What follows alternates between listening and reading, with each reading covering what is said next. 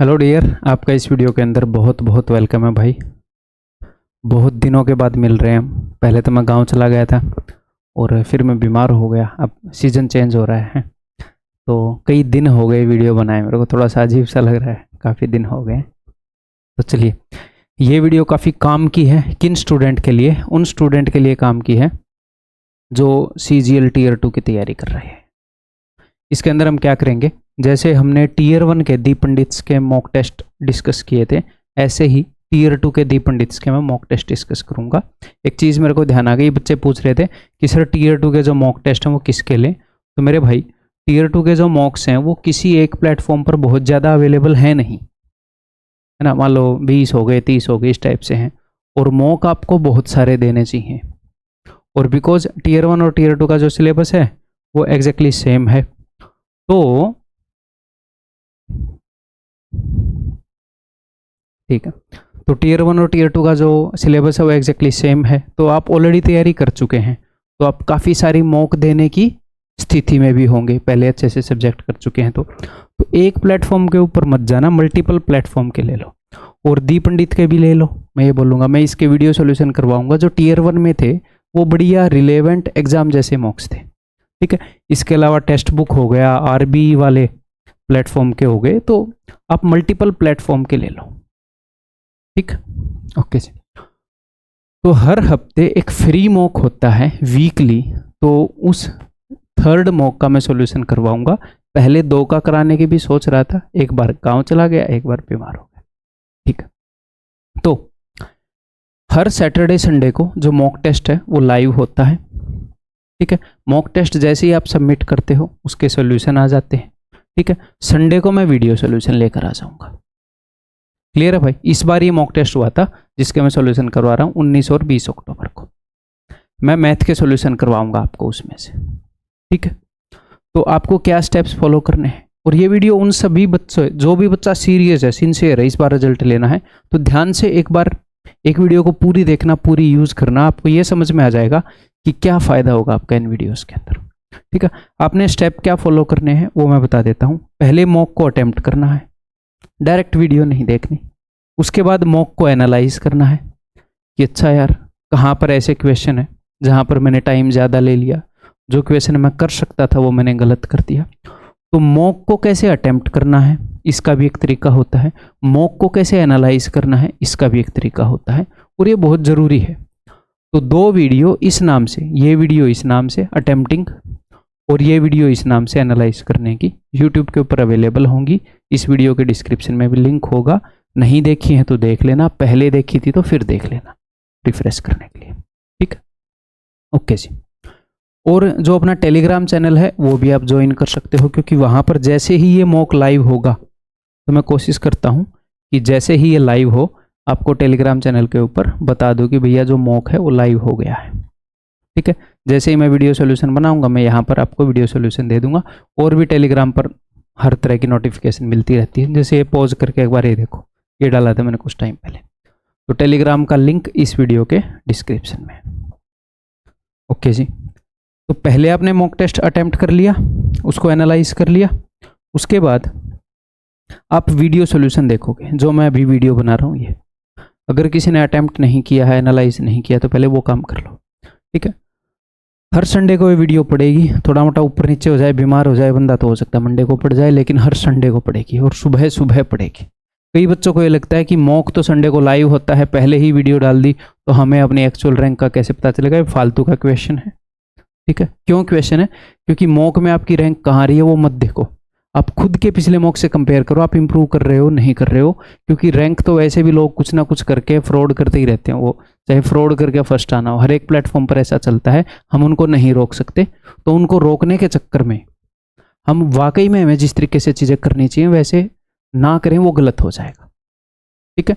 तो at the max आप क्या कर सकते हो कि सैटरडे को मॉक ना दो, संडे को मॉक दो और उसको एनालाइज करो, उसके बाद वीडियो सोल्यूशन देख लो। आधे दिन में आपका ये सारा काम हो जाएगा, मॉक बढ़िया हो जाएगा आपका, वीकली मॉक। ऐसे कर सकते हो आप, चाहे सैटरडे को मॉक दे के ऐसे कर सकते हो। और अगर आपका दिल करे तो 2x पर इस वीडियो को देख लो जो अभी मैं बना रहा हूँ। मैं क्योंकि तसल्ली से बनाऊंगा भाई, मैं हड़बड़ी में नहीं बनाऊंगा, स्ट्रेस आता है दिमाग में, जल्दी जल्दी बताओ। फिर आपने करना क्या है, मॉक की जो एनालिसिस है, यानी कि मॉक से आपने जो सीखा है, अपनी एक मॉक की नोटबुक बना लो। उसके बाद उस मॉक की नोटबुक में आप लिख लोगे, ताकि जब आप नेक्स्ट मॉक दो तो आप ये देखो कि 2 क्वेश्चन में मैंने सिली मिस्टेक करी थी, तो मैं शांति से करूंगा इस मॉक को। ठीक है, तो मॉक को कैसे एनालाइज करते हैं वो मैंने बताया आपको। तो नोटबुक के अंदर आप लिख लोगे कि ये मेरी गलतियां हो रही हैं, ये मेरी गलतियां हो रही हैं अटेम्प्टिंग स्ट्रेटेजी की। तो अगले मॉक से पहले मैं पढ़ लूंगा कि ये मेरे को ध्यान रखना है। और कुछ गलतियां होंगी जो आपको वीकनेस मिलेगी सब्जेक्ट में, तो अगले वीकली मॉक से पहले आप उन वीकनेस को स्ट्रॉन्ग कर लोगे। ठीक है, आगे बढ़ें फिर। ओके जी, आपको इस वीडियो में क्या मिल रहा है?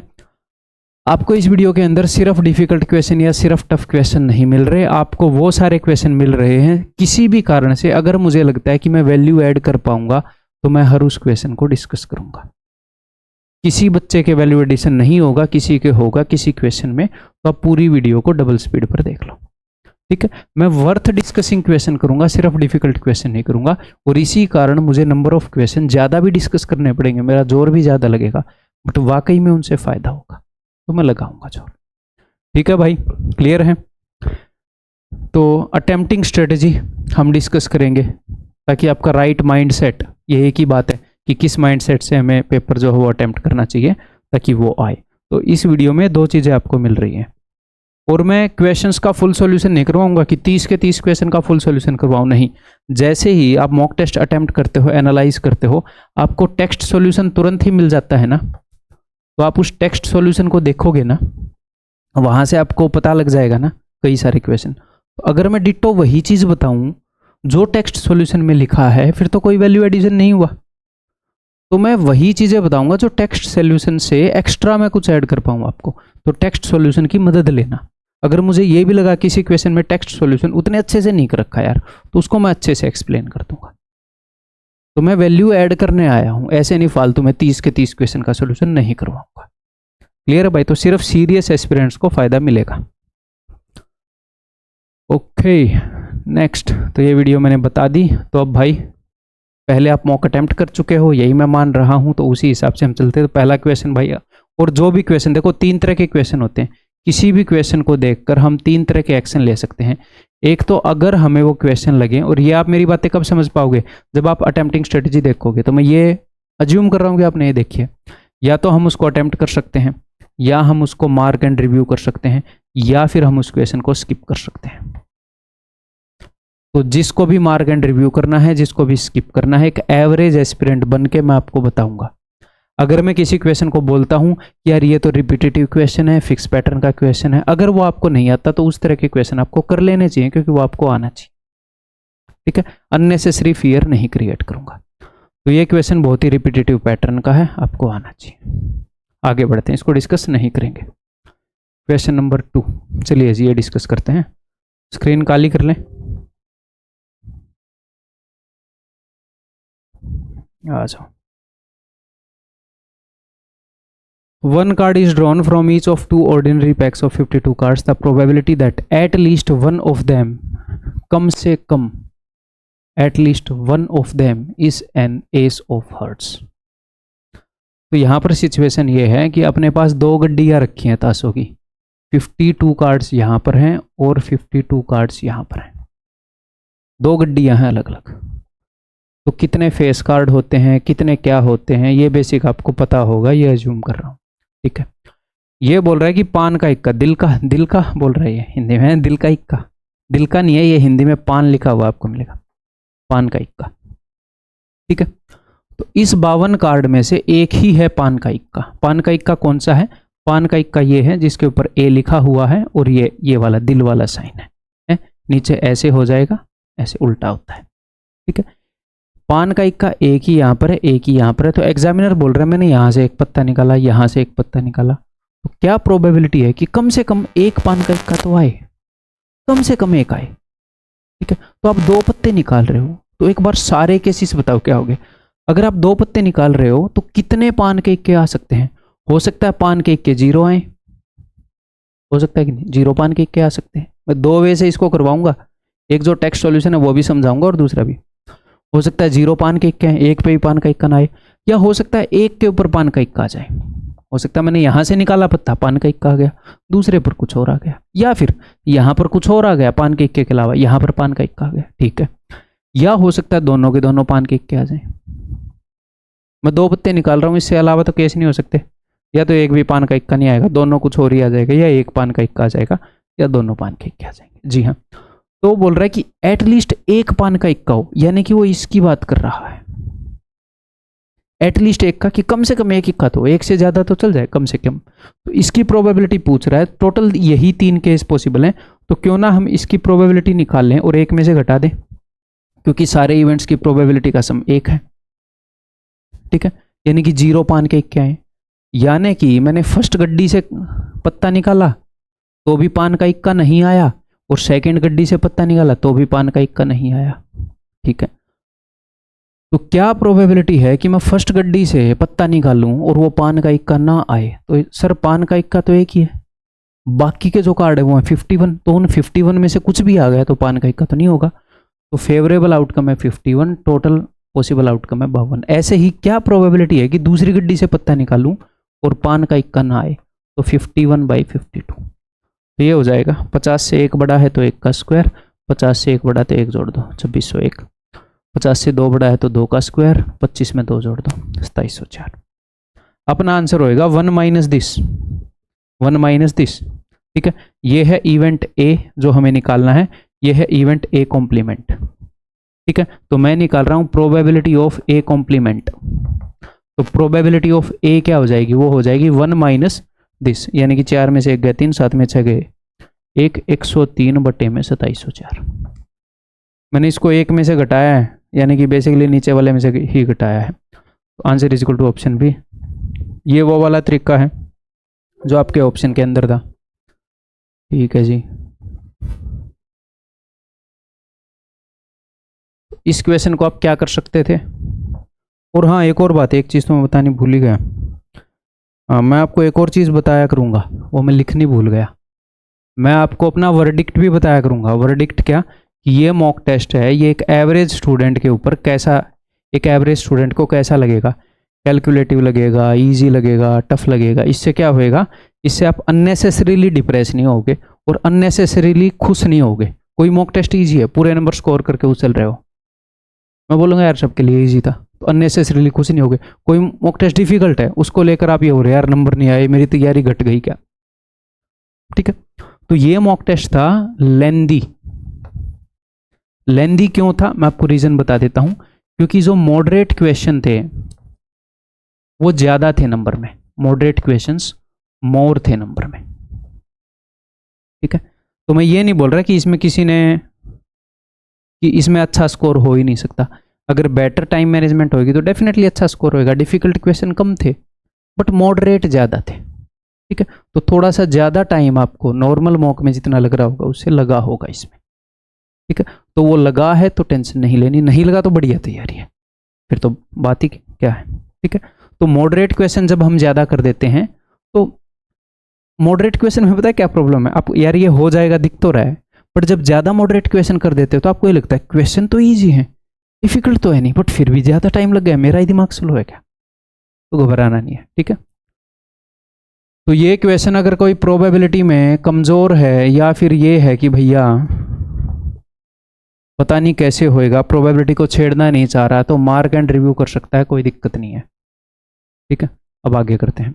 या तो आप इसकी प्रोबेबिलिटी निकालोगे, इन दोनों की प्रोबेबिलिटी भी निकालनी सिखा देता हूँ। एग्जाम में स्ट्राइक हो जाए तो ऐसे कर लो, क्या पता ना स्ट्राइक हो, तो इनकी प्रोबेबिलिटी डायरेक्टली निकालना बताता हूँ। देखो, या तो एक पत्ता आ जाए पान का इक्का, या फिर 2 पत्ते आ जाए पान का इक्का।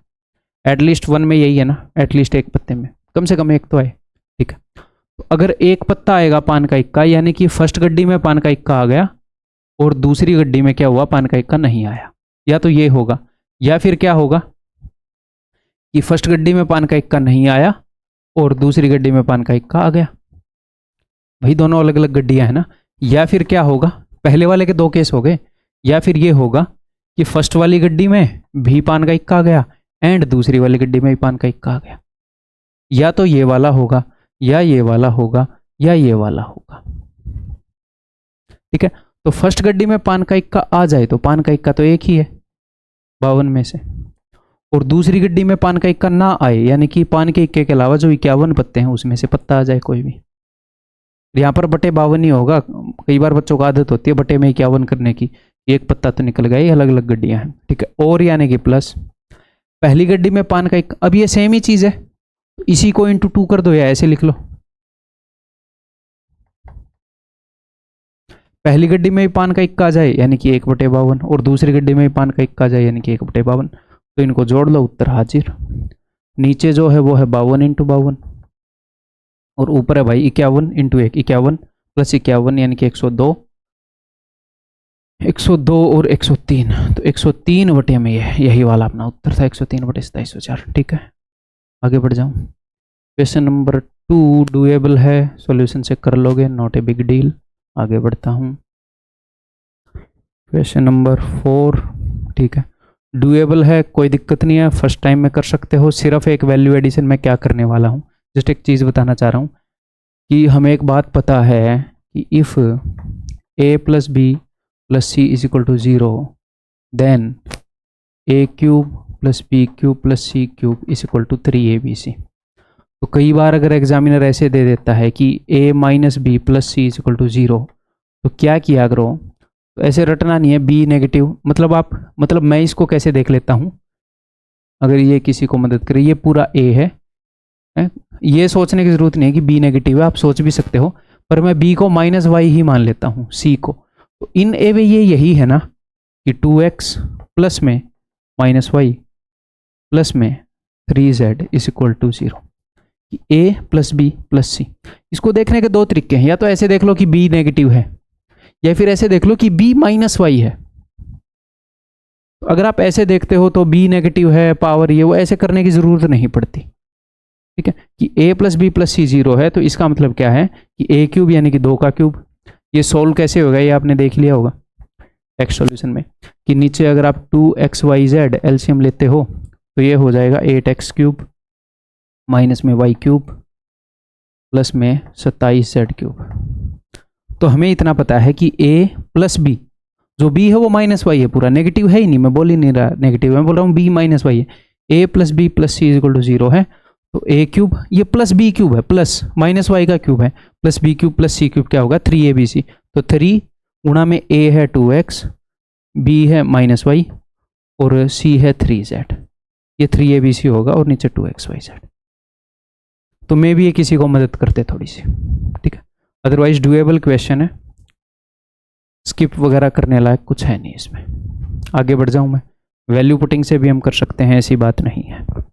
आगे बढ़े, 5वां क्वेश्चन डूएबल क्वेश्चन है, अगर आप इसको ध्यान से देखोगे आप इजीली आइडेंटिटी भी पकड़ लोगे, लेकिन मैं इसको क्यों करवा रहा हूँ, क्योंकि कई बार जब डेसिमल ऐसे आता है ना तो बच्चे अनकंफर्टेबल हो जाते हैं, ठीक है। तो ध्यान से देखो,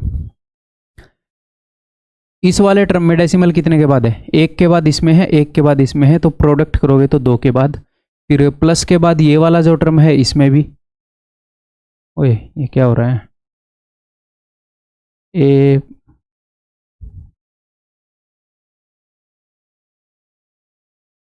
+ b³ है, तो a² माइनस ab, ये कुछ ना कुछ छोड़ दिया है यार टीम ने, मैं खुद लिख देता हूँ, माइनस में 83.7 इंटू में 16.3 प्लस में 16.3 में 16.3, ऐसे होगा। तो देखो इस टर्म के अंदर भी 2 के बाद डेसिमल है, डेसिमल को इजीली कैसे हैंडल करना है वो मैं आपको बता रहा हूँ। इसके अंदर भी 2 के बाद डेसिमल है और इसके अंदर भी 2 के बाद डेसिमल है, तो आप देख रहे हो ऊपर हर एक में 2 के बाद डेसिमल है, यानी कि अगर 2 के बाद डेसिमल होता है तो आप क्या करते हो, आप सिंपली ये करते हो ना कि भैया नीचे 2 0 लगा देते हो, ऐसे ऊपर की 0 मैं ऑलरेडी उतार चुका है। ऐसे मैं कह क्या रहा हूँ, आप डेसिमल को इक्वल कर सकते हो, बहुत सारे काम कर सकते हो, बट क्यों इक्वल कर रहे हो, टेंशन ही खत्म करो ना, डेसिमल को अलग से निकाल लो, फिर हम बिना डेसिमल के सोल्व करेंगे, वो इजी रहेगा। और मैं नीचे वाले में भी देख लेता हूँ, इस वाले में 9 के बाद है डेसिमल, देखो 3 3 3, और इस वाले में भी 9 के बाद है डेसिमल, ठीक है 3 3 3। अगर वो इसे एक आइडेंटिटी बनाना चाह रहा है तो इसको इक्वल देना पड़ेगा। तो यानी कि जब चीज़ें नीचे लिखी होती है तो ऊपर करते हैं ना हम, नीचे 1 के बाद डेसिमल है तो ऊपर 10 लिखते हैं। तो ऊपर मैं लिख दूंगा 1000 का क्यूब, इसके कारण भी ऊपर 1000 आएगा, इसके कारण भी, इसके कारण भी, तो इसमें 3 बार 1000 आ गया।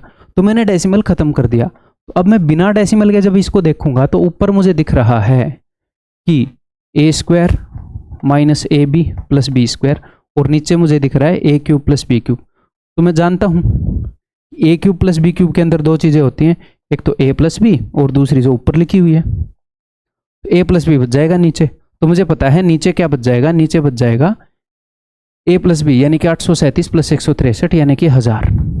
ठीक है, और डिवाइडेड बाय दिस, तो डिवीजन को मैंने गुणा में बदल दिया और इसको पलट दिया। तो 3 इंटू 333 999 और 1000, 1000 बटे 3, तो 1000 बटे में 3। तो हम इसको कैसे डील करेंगे डेसिमल को, समझ में आ गई बात। तो नीचे 2000 है, इनसे तो 2000 गए, एक ही 1000 रह गया, 2 0 से 2 0 गई, 3 और 10 30। ठीक है, आंसर इस ऑप्शन है। क्लियर है, आगे बढ़ जाऊं। आगे से डेसिमल को ऐसे डील करोगे। क्वेश्चन डूएबल है भाई, ठीक है, जस्ट फिर भी थोड़ी सी क्लैरिटी दे देता हूं मैं आपको। इन ए रेस ऑफ, तो ये क्वेश्चन ऐसे नहीं है कि स्किप वगैरह करने वाले। अगर आपको डेसिमल से डर लग के स्किप आप कर रहे हो तो आगे से ऐसे डील कर लेना, स्किप वगैरह करने की जरूरत नहीं है, अगर बहुत ही ज़्यादा डरावना ना हो, क्योंकि ये तो डायरेक्टली दिख रहा है कौन सी आइडेंटिटी यूज हो रही है। ठीक है, ये देखो 180 मीटर की एक रेस में आर एस को बीट कर रहा है 9 मीटर से, यानी कि जितनी देर में आर जो है पूरा 180 भाग लेता है उतनी देर में एस जो है 9 मीटर पीछे रह जाता है उससे, तो 171 ही भाग पाता है।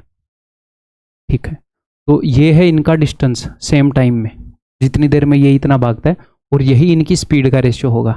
ठीक है, क्योंकि जिसकी ज़्यादा स्पीड है वो ज़्यादा दूर भाग जाएगा सेम टाइम में। ठीक है, तो इसका अगर मैं रेशियो निकालूं तो 9 से अगर मैं काटूं तो 20 पर, 9 से काटूं 19 पर। तो कहने का ये मतलब है जितनी देर में ये 20 मीटर भाग लेता है उतनी देर में 19 मीटर भाग लेता है, यानी कि ये बंदा इसको 1 मीटर पीछे छोड़ देता है। कितने की रेस में, 19 मीटर की रेस में या 20 मीटर की रेस में, बताओ। रेस कितनी होती है, जितनी जीतने वाला बंदा दौड़ गया उतनी, या जितनी हारने वाला बंदा दौड़ गया। रटने की जरूरत नहीं है। मान लो 2 बंदे यहां से भागे, 2 बंदे आर और एस, और आर जो है वो पहले पहुंच गया और एस जो है यहां पर है पीछे। तो अब मैं देखूं कि जब आर पहुंच गया तो एस कहां पर है।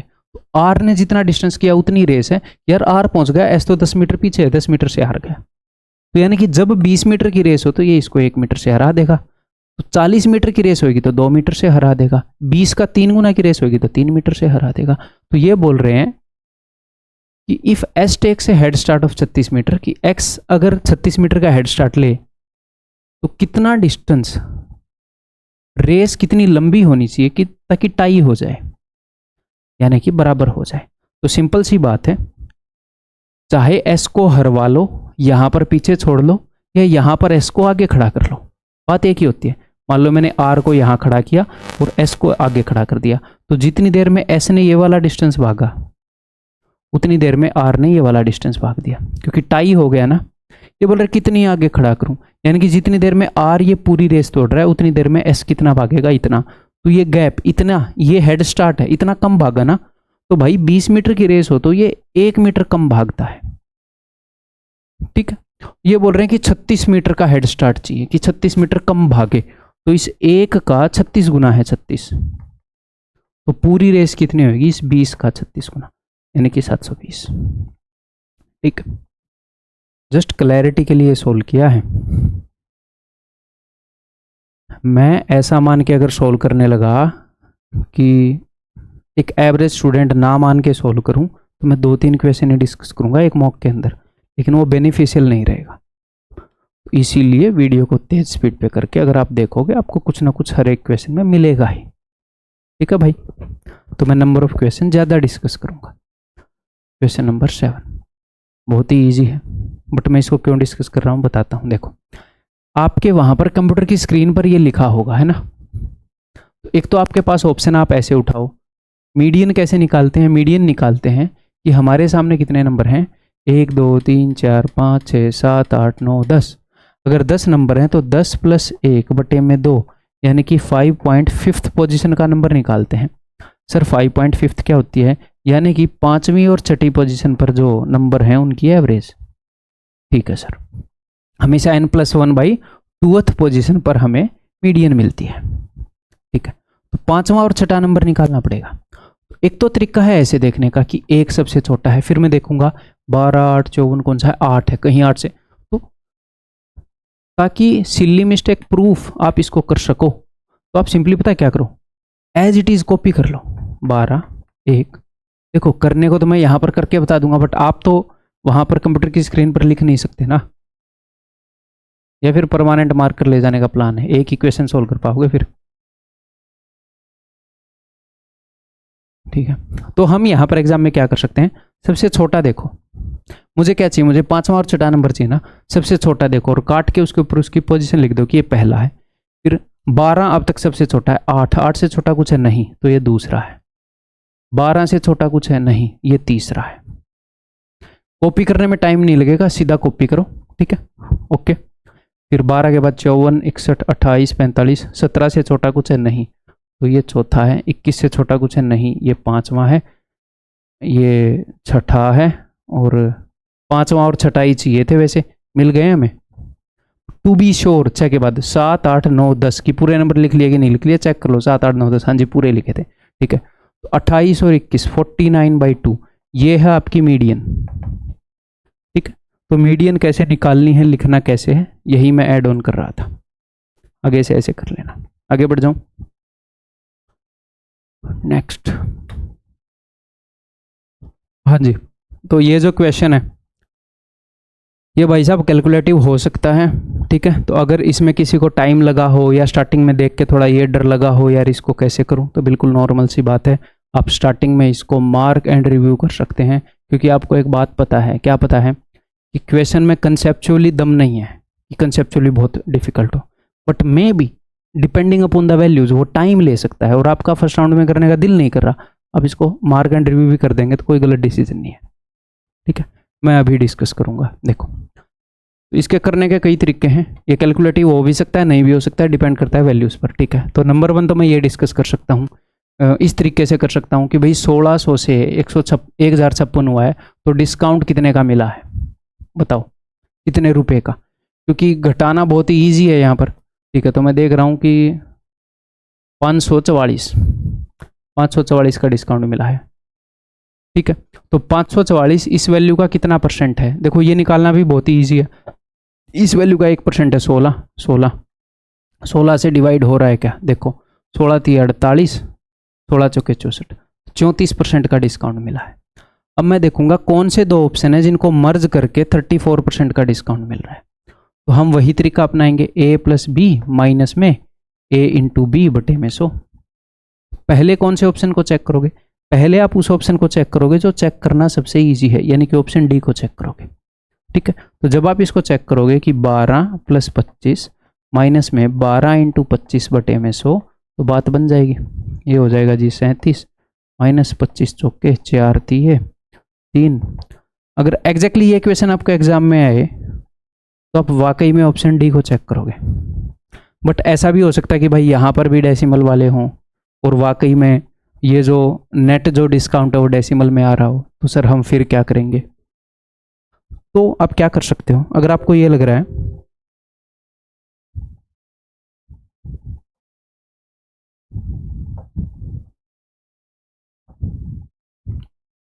यार पता नहीं बात बनेगी कि नहीं बनेगी, तो आप ये देख लो सारे ऑप्शन डेसिमल में हो, आपको लग रहा है कि हाँ यार ये क्वेश्चन कैलकुलेटिव ही होएगा, तो या तो आप ऑप्शन के ऊपर ऐसे ही ये फॉर्मूला चेक कर सकते हो कि a + b माइनस में दिस × दिस/100 और वैसे कर सकते हो अगर आपको वो ईजी लगे तो। अदरवाइज एक और तरीका बता देता हूँ, देखो आप ये देख लो कि डिस्काउंट मिलने के बाद फाइनली वैल्यू कितने गुना हो गई, तो आप देखोगे कि 1600 रुपये जो हैं वो 1056 हो गए डिस्काउंट मिलने के बाद, तो ओवरऑल कितने गुना हो गई चीज़ें। काटना स्टार्ट करते हैं, 16 से कट जाएगा क्या, 16 × 96, 16 × 96, तो 2 से फिर से काटूंगा तो 33/50, तो ये जितने भी डिस्काउंट है ये मिलने के बाद चीज़ें 33/50 गुना हो गई। तो अब मैं ये डिस्काउंट दे के देखूंगा, सबसे पहले कौन से ऑप्शन को चेक करूंगा? जो सबसे इजी लगेगा मुझे, सिंपल सी बात है। तो जस्ट मैं चेक करने के लिए बता देता हूँ। जैसे ये मुझे इजी लगा कि 12 और 25 न्यूमेरिकल वैल्यूज हैं, तो 12% का डिस्काउंट, यानी कि चीज़ हो गई 88/100 गुना। भाई 100 से 88, 100 माइनस 12, और 25% का डिस्काउंट यानी कि 3/4। और जब आप इसको चेक करोगे तो आपको पता लग जाएगा, 2 से 11, 2 से 50, अच्छा जी 33/50 हो रही है, यानी कि यही है उत्तर।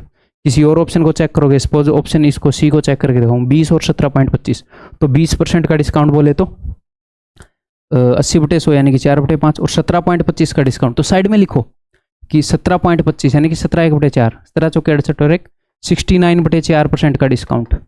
फ्रैक्शन में कन्वर्ट कर रहा हूँ मैं इसको 100 से डिवाइड करके। तो फ्रैक्शन में डिस्काउंट का मतलब ये है, ये क्या है? ये डिस्काउंट है। मैं देख रहा हूँ डिस्काउंट मिलने के बाद चीज़ कितने गुना हो गई, तो 400 से 69 कम करना है, तो 400 में से 69 कम हो जाएगा तो 331 में 400, 400 पर 69 की छूट है, तो 400 में से 69 कम किया, यहां से अगर 33/50 आया तो ये उत्तर हो जाएगा, लेकिन ये नहीं आएगा। ठीक है, क्लियर है? बढ़ जाऊं आगे। डूएबल क्वेश्चन भाई, ठीक है, इन ए क्लास। तो जैसे ही आप देखोगे कि यार क्वेश्चन काफ़ी लंबा है, काफ़ी सारी इन्फॉर्मेशन है, अगर आपका दिल कर रहा है तो आप मार्क एंड रिव्यू कर सकते हैं, कोई दिक्कत नहीं है, करना भी चाहिए मेरे हिसाब से, बिकॉज ये प्रीवियस ईयर क्वेश्चन में आ चुका है, तो आपके लिए अब तक तो ईजी हो जाना चाहिए था। मैंने यूट्यूब पर भी करवाया हुआ है, आया था तब भी करवाया था। ठीक है, तो करवाऊँ फिर? चलो जी। वाकई में प्रोबेबिलिटी का क्वेश्चन नहीं है, वाकई में सेट थ्योरी का क्वेश्चन है। ठीक है, सेट थ्योरी की आपको नॉलेज है कि नहीं, ये चेक कर रहे हो।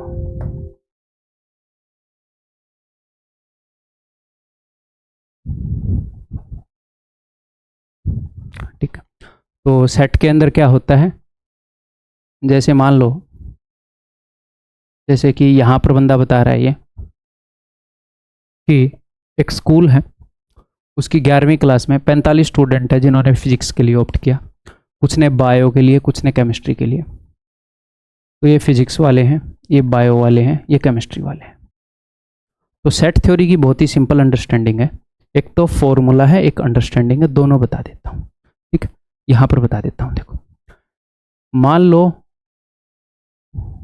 अपने पास 3 गेम है, ए बी सी। ठीक है, तो मैं बच्चों को बोल रहा हूँ कि यार तुम्हें कौन सा गेम पसंद है, हाथ उठाओ जिनको गेम ए पसंद है। वो बोल रहे हैं, एटलीस्ट सभी बच्चों को कोई ना कोई एक गेम तो एटलीस्ट पसंद है, किसी को 2 गेम भी पसंद है, किसी को 3। तो गेम ए किसको पसंद है, सब हाथ उठा रहे हैं। फिर मैंने बोला गेम बी किसको पसंद है, बी वाले भी हाथ उठा रहे हैं। गेम सी किसको पसंद है, सी वाले भी हाथ उठा रहे हैं। ठीक है, ऐसा है, मैं इसे पूछ रहा हूँ। तो मैं क्लास के जो टोटल बच्चे हैं, कुछ यहाँ होंगे, कुछ यहाँ, कुछ यहाँ, ऐसे, तो total number of student in class, उसको बोलते हैं ये A union B union C. ये सारे मैं रिवीजन करवा रहा हूँ, बेसिक नहीं बता रहा, लाइक बेसिक का रिवीजन। ठीक है, तो वो होएगा। अगर मैं बोलूँ कि यार कुछ बच्चे, तो मैंने बोला यार गेम ए वाले हाथ उठाना किनको पसंद है, तो जितने भी यहाँ पर नंबर ऑफ स्टूडेंट है मैंने लिख दिया कि अच्छा जी। फिर मैंने बोला कि गेम बी वाले हाथ उठाना, हाथ उठाए, मैंने लिख दिया कि अच्छा इतने बच्चे हैं। फिर मैंने बोला गेम सी वाले हाथ उठाओ, मैंने लिख दिया। फिर मैंने देखा यार ये टोटल तो ज़्यादा आ रहा है, ये ज़्यादा आएगा, टोटल क्लास में जितने बच्चे हैं उससे ज़्यादा आएगा। क्यों आएगा? क्योंकि जो बच्चे गेम ए और बी को पसंद करते हैं उन्होंने दोनों जगह हाथ उठा लिया, ए में भी बी में भी। फिर मेरे को ध्यान आया, अच्छा यार ए और बी को, इस एरिया को बोलते हैं ए इंटरसेक्शन बी, जो ए और बी में कॉमन है। फिर मेरे ध्यान आया, अच्छा ये एरिया 2 बार काउंट हो गया, एक बार ही काउंट होना था, तो मैंने घटा दिया। ये ले भाई 2 बार ही काउंट हो गया ना, मैंने घटा दिया। फिर मुझे पता लगा कि बी इंटरसेक्शन सी, ये वाला एरिया भी 2 बार काउंट हो गया, तो मैंने ये भी घटा दिया। जो भी एरिया 2 सर्कल में आ रहा है वो 2 बार काउंट हो जाता है। ठीक है, फिर मैंने ये वाला एरिया भी घटा दिया, ए इंटरसेक्शन सी, यार ये भी 2 बार काउंट हो गया। ठीक है, और ये एरिया तीनों सर्कल में आ रहा है, तो ये 3 बार काउंट हो रहा है। तो हर एरिया कितनी बार काउंट होना चाहिए? 1 बार, 1 बार, 2 बार नहीं, 1 बार। ठीक है, तो ये 3 बार आ रहा है, तो 2 बार, 1 बार तो काउंट होना चाहिए, 2 बार एक्स्ट्रा आ रहा है, तो मैं इसको 2 बार घटाऊंगा। लेकिन एक बात ध्यान रहे, जब मैंने इसको घटाया तो ये घट गया, हाँ जी सर, जब मैंने इसको घटाया तो भी ये घट गया, और जब मैंने इसको घटाया तो भी ये घट गया। कितनी बार घट गया ये 3 बार घट गया, ये 3 बार काउंट हो रहा है, ये 3 बार घट गया, एटलीस्ट एक बार तो काउंट होना चाहिए, ये बिल्कुल ही गिनती में ही नहीं आया। तो इस एरिया को बोलते हैं A intersection B intersection C, तो इसको मैंने जोड़ दिया। हाँ जी, तो बेसिक अंडरस्टैंडिंग ही मैंने एक हिसाब से आपको रिवाइज करवा दी। फॉर्मूला तो क्या ही, ये है फॉर्मूला, और फॉर्मूले ये नहीं है कि फॉर्मूला ही रिटर्न है। देखो सिंपल सी बात है, ये एरिया 2 बार आ गया, ये वाला एरिया, ये वाला एरिया भी 2 बार आ गया, ये वाला एरिया भी 2 बार गिना गया, और ये वाला एरिया 3 बार गिना गया, ये एरिया सिर्फ एक बार गिना गया है, और इन सब से मिलकर बनते हैं टोटल नंबर ऑफ स्टूडेंट। ठीक, क्लियर है?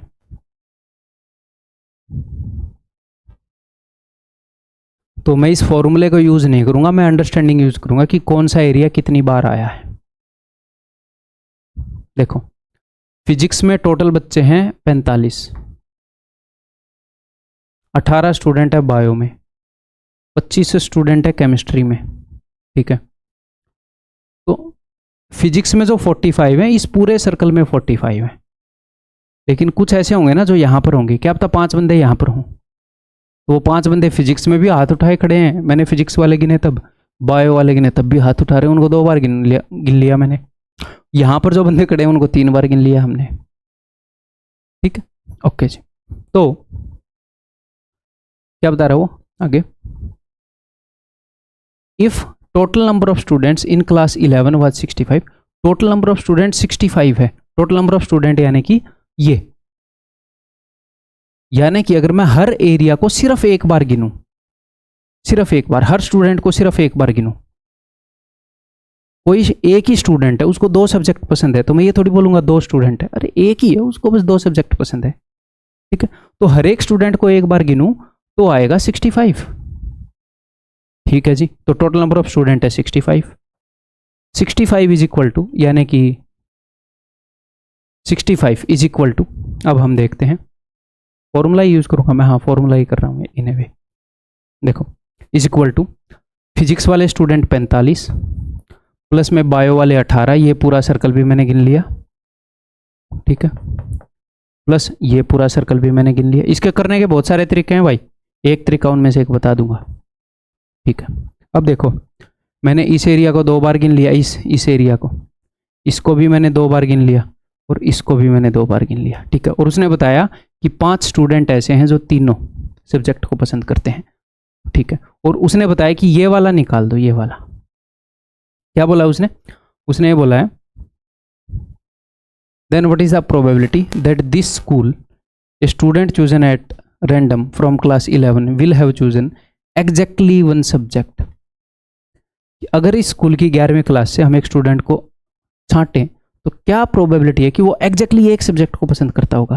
तो एग्जैक्टली एक, चाहे किसी को भी, चाहे फिजिक्स को, बायो को, केमिस्ट्री को, बट एक को, ये नहीं कि वो 2 को करता हो, फिजिक्स और बायो। यहाँ वाला बच्चा नहीं चाहिए, यहाँ वाला नहीं चाहिए, वो तीनों पसंद करता है, सिर्फ यहाँ वाला। तो मैं क्या कर रहा हूं, मुझे इन तीनों का सम चाहिए, एग्जैक्टली मुझे ये नहीं चाहिए यहाँ कितने, यहाँ कितने, यहाँ कितने, वो मैं निकाल भी नहीं सकता गिवन इन्फॉर्मेशन पे, मुझे इनका सम चाहिए। तो ये जो रिमेनिंग है इसको मैं मान लेता हूँ ABC। अब आपके दिमाग में आएगा कि इसको क्यों मानना, इसको क्यों नहीं मानना जो हमने निकालना है, क्योंकि देखो ये 2-2 बार काउंट हो गए, इनके साथ मैं वो अंडरस्टैंडिंग एक बार कर लूँ। ठीक है, अगर ये मुझे मिल गया तो यहाँ पर देखो कितने हैं, एक तो ये वाला एरिया है, इनका सम हो गया, एक ABC का सम हो गया, ये 5 हो गया, 3 ही चीजें हैं, तो ये मुझे मिल गए तो वो ही मिल जाएगा। ठीक है जी, तो अब देखो वही फॉर्मूला मैं कर रहा हूँ, 65 इज इक्वल टू 45 प्लस में 18 प्लस में 25। ठीक है, तो क्या हुआ, कुछ एरिया मैंने 2-2 बार गिन लिए, कुछ एरिया मैंने 3-3 बार गिन लिए।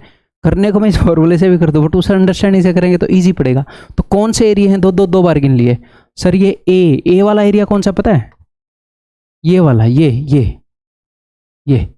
ठीक है, क्योंकि उस फॉर्मूले के अंदर तो मुझे मजबूरी थी मेरी ये पूरी लेना, ए इंटरसेक्शन भी ये पूरा था।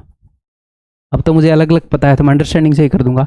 तो ए के ये जो स्टूडेंट है ए, ये भी 2 बार गिने गए हैं, ये भी 2 बार, ये भी 2 बार, तो 2-2 बार तो मैं गिनना नहीं चाहता, तो मैं क्या करता हूँ, एक बार इनको घटा दूँ, यानी कि माइनस A + B + C घटा दिया मैंने। और ये वाले स्टूडेंट कितनी बार गिने गए, सर 3 बार गिने गए, तो यार दो बार एक बार ही गिनने चाहिए, 2 बार एक्स्ट्रा गिने गए, तो इसको मैं 2 बार घटा दूं यानी कि -10। तो मैंने ये वाला एरिया भी एक बार गिना है। जब मैंने 45 + 18 + 25 किया तो 45 यानी कि ये पूरा गिन लिया मैंने, 18 ये पूरा गिन लिया, 25 ये पूरा गिन लिया। तो मैंने क्या किया, कई एरिया 2 बार गिने गए, कई 3 बार, तो मैंने बैलेंस किए हैं। यार ये 2 बार गिन लिए, एक बार तो चाहिए, तो मैंने एक बार इनको घटा दिया। ये 3 बार गिन लिया तो मैंने 2 बार उसको घटा दिया। अब आपको मिल जाएगा a + b + c। ये सिंपल, इसके बाद ये चाहिए था बस। ठीक है भाई, तो 45 से 65 घटाऊंगा, ये 20 बच जाएगा, 20 से 25 घटाऊंगा, ये 5 बच जाएगा। ठीक है, a + b + c मैं इधर ले आता हूँ, = माइनस का इधर प्लस हो गया, तो 18 और 5 23 - 10 13। a + b + c यानी कि इन तीनों का सम 13 है। तो टोटल जो बच्चे हैं वो 65 है, सारे स्टूडेंट है 65। 65 में से 5 यहाँ आ गए और 13 यहाँ आ गए, इन तीनों जगह मिला के। तो 65 में से घटा दो, 13 + 5 18, 15 में से 8 गए 3 43, इन तीनों जगह पर मिला के 43 है। तो 43 स्टूडेंट ऐसे हैं जो एग्जैक्टली एक सब्जेक्ट पसंद करते हैं। वो बोल रहा है क्या प्रोबेबिलिटी है एक बच्चे को उठाऊं और वो एग्जैक्टली एक सब्जेक्ट पसंद करता हो। अगर उन 43 में से आया तो एक ही पसंद करता होगा, तो 43 फेवरेबल आउटकम है। बटे में टोटल आउटकम कितने हैं भाई, 65 है ना बच्चे, 43/65। ठीक है ब्रदर, ठीक है, आगे बढ़ जाऊं। इजी क्वेश्चन, पेट क्वेश्चन है ये, सॉल्यूशन बढ़िया दे रखा है, कर लोगे। पेट क्वेश्चन है भाई, ये रिपीटेटिव क्वेश्चन है। ठीक, ये क्वेश्चन भी रिपीटेटिव क्वेश्चन है, बट सिर्फ मैं इस कारण डिस्कस करूंगा क्योंकि ये थोड़े से डिफरेंट वे में पूछ लिया, तो मैं भी हो सकता है आपको ना दिखे। ठीक है, जैसे यहाँ पर 11 और 21 है। एग्जामिनर इस क्वेश्चन को कैसे पूछता है, जनरली एग्जाम में ऐसे पूछता है कि ये जो नंबर है ये 231 से डिविजिबल है, ऐसे बोल देता है डायरेक्टली।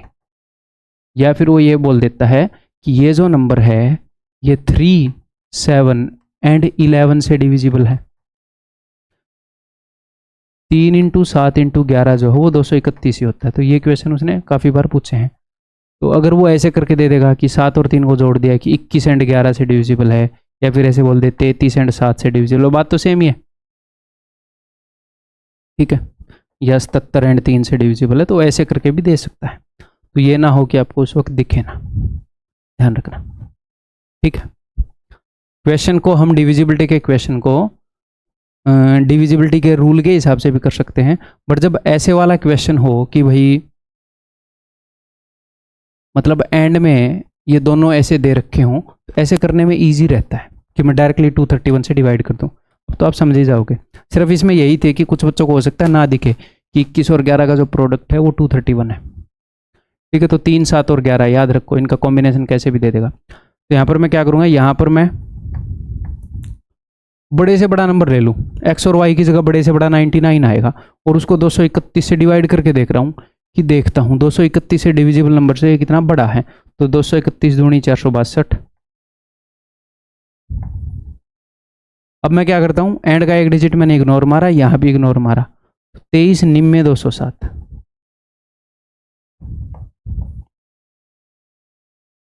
ठीक है, 9 उतार लिया भाई, एंड का एक डिजिट इग्नोर मारा, 23 से कितने पर जाएगा, 23 × 138, 23 × 7 161, 23 × 8 184, 8 पर जाएगा भाई।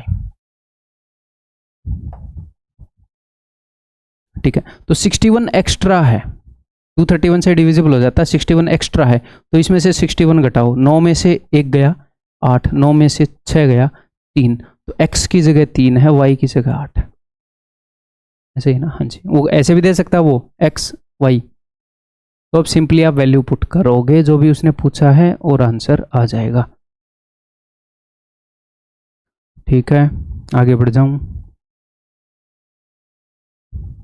नेक्स्ट, ये जो क्वेश्चन है भाई नंबर 1, आप इसमें ऐसे भी कर सकते हो, एक ऑप्शनल रटने वाली चीज़ बताऊंगा।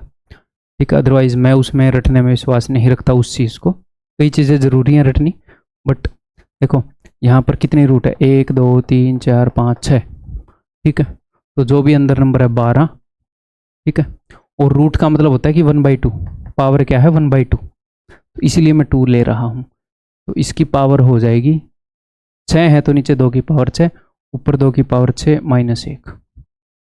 ठीक है, 2 की पावर 6 होता है 64, 63/64, 12 की पावर होगी 63/64। बट पर्सनली अगर मैं आपको ईमानदारी से बताऊं, मैं खुद याद नहीं रखता इसको। मैं क्या करता हूँ, एक यूनिवर्सल अंडरस्टैंडिंग है, क्योंकि हो सकता है वो कल को, तो ये ऑप्शनल मैं बता रहा हूँ, आपका दिल करे तो याद कर लो, मैं रोकूंगा नहीं। ठीक है, इस 12 की जगह 18 दे दे, इसकी जगह 24 दे, तो मैं सिंपली क्या रखता हूँ, ये जो 12 है इसके ऊपर कितनी रूट लगी है, तो देखो 1 2 3 4 5 6, तो 12 की पावर कितनी हो गई, बेसिक से बता दूं एक बार डायरेक्टली, अदरवाइज ऐसे मैं नहीं करूंगा। 12 की पावर हो गई 2 की पावर 6 यानी कि 1/64, गुणा में अगले 12 के ऊपर कितनी रूट लगी है, तो एक कम हो जाएगी यार, इस 12 की मैं बात कर रहा हूँ, ये है नहीं, इसके 1 2 3 4 5, तो यानी कि 12 की पावर होगी 1/32। तो मुझे ये तो पता ही है सारी 12 की पावर है, तो 12 की पावर क्या होगी मैं वो लिख रहा हूँ 1/64, और पावर ऐड होती है जब बेस सेम हो 1/32, ऐसे करके एंड में 12 के ऊपर एक ही रूट है, तो 1/2 तक जाएगा ये। तो नीचे 64 एलसीएम है, 64 एकम 64 1, 32 दूनी 64 2, तो ऐसे कहाँ तक जाएगा ये, 2 की पावर 2 से डिवाइड करोगे 32, तो 32 तक जाएगा। तो ये जा रहा है 2 की पावर 5 तक, जो कि होता है 2 की पावर 6 माइनस 1, और नीचे तो 64 है 63/64, तो ये 12 की पावर है 63/64। मैं इस तरीके से बता रहा हूँ कि ये टीयर 2 के मॉक्स हैं। ठीक है भाई, किसी को समझ में नहीं आ रहे तो अगर मैं जो चीज़ बता रहा हूँ तो मैं भी उस चीज़ के बेसिक में प्रॉब्लम है उसको रिवाइज कर लेना, डिटेल में नहीं जाऊँगा। ठीक है, क्लियर है, आगे बढ़ जाऊँ।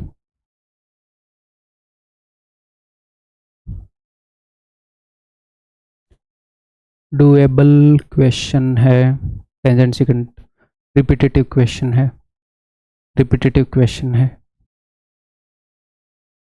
मान लो किसी को ये चीज़ ना पता हो हैं और एग्जाम में एकदम से देखे इतनी रूट है, तो मार्क एंड रिव्यू करके बाद में देख सकते हो, कोई दिक्कत नहीं है। ठीक है, ये डूएबल क्वेश्चन है, सिर्फ एक चीज़ डिस्कस करना चाह रहा था, करता हूँ। कैलकुलेशन हो रही है ना इसमें। सीता ने लोन लिया भाई 12% की कंपाउंड इंटरेस्ट की रेट पे लिया। अगर 12% की रेट है यानी कि रुपया जो है एक साल में 100 से 112 हो जा रहा है, या फिर अगर मैं काट दूं तो 25 से 28 हो जा रहा है, तो 25 से 28 हो रहा है एक साल में। स्क्वायर कर देंगे क्योंकि 2 इंस्टॉलमेंट है, 25 का स्क्वायर 625, इसका स्क्वायर 784। ठीक है जी, इंस्टॉलमेंट सेम करनी है, ये इंस्टॉलमेंट होती है। ठीक है, तो इसको 28 से गुणा कर दोगे दोनों को, तो यहाँ पर आ जाएगा 700। अगर आप इन दोनों को जोड़ दोगे 1325, तो ये आ जाएगा आपका प्रिंसिपल अमाउंट। प्रिंसिपल अमाउंट है 1325 यूनिट, हर एक इंस्टॉलमेंट है 784 यूनिट। वो बोल रहा है कि इसकी जो वैल्यू है, इसकी वैल्यू है 16430, और इसके 1/4 की वैल्यू बता दो। इतने यूनिट की वैल्यू इतनी है, तो 1 यूनिट की वैल्यू हो जाएगी ये 784 यूनिट की वैल्यू हो जाएगी है, लेकिन हमें उसका 1/4 चाहिए, तो ये लो, ये आपका उत्तर होएगा। ठीक है, तो 4 से मैं इसको काट दूंगा, 4 कम 4, 4 में 36, 4 6 24, ये किससे कटेगा भाई। अब देखो आप इसको 5 से काट सकते हो। ठीक है, तो मैं ये सिर्फ इसलिए बता रहा हूँ, हो सकता है आपको ये ना दिखे कि ये किससे डिविजिबल है। कई बार अगर आपको ना दिखे, क्योंकि ये 53 से डिविजिबल है, आपको ना दिखे तो सिंपली दिल करे ना उसको तोड़ लिया करो।